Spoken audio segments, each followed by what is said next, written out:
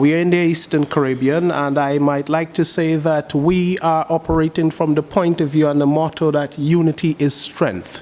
Unity is strength in upscaling and replicating what our best practices, and more than this, as concerning oceans, we have the documented vision of the OECS from as far back and published in 1988, which recognizes the ocean and its resources as possibly the last frontier for our states to get to the place of self-reliant development. Of course, self-reliant we must put in a context because it's interdependent. We are all dependent on the oceans.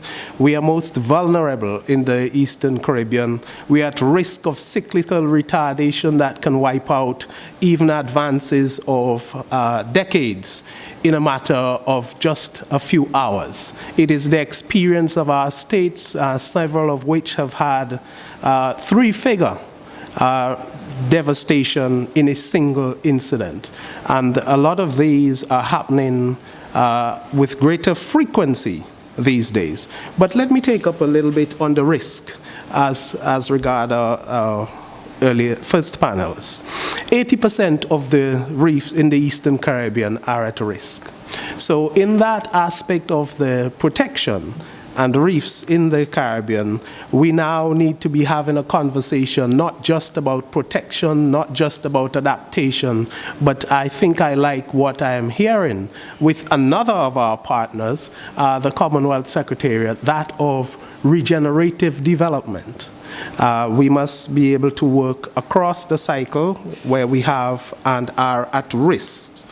But how have we approached this in practical terms within the OECS? Our approach has been multi-sectoral, it has been intersectoral, it has embraced all stakeholders in inclusive policy framework that now seeks to go from design to delivery. We do have a policy framework which includes 7 policy areas, which was developed in 2013, endorsed by all of our governments, and more so, our organization is under a treaty arrangement with an economic union, with the organization having competence to make legislation as regards the sea and its resources, so that we do have the policy framework to underpin all of what we would seek to do by legislative means, which makes it binding on our states.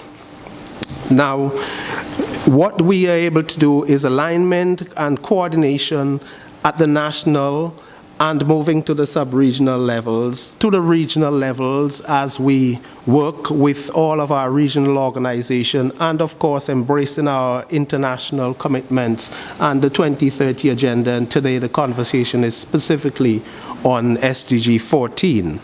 What are the sort of gaps that we are seeing are some of the questions we are seeking to respond to. We are seeing gaps in knowledge, in scientific knowledge, in being able to educate and provide awareness from the cradle to the grave, so that we can inspire and inculcate awareness, so that we can inculcate stewardship and sustainable use of our resources.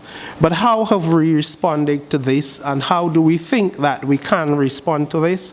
We can respond by upscaling, to have the parallel of the intersectoral and the multi-stakeholder activities translating up to the international.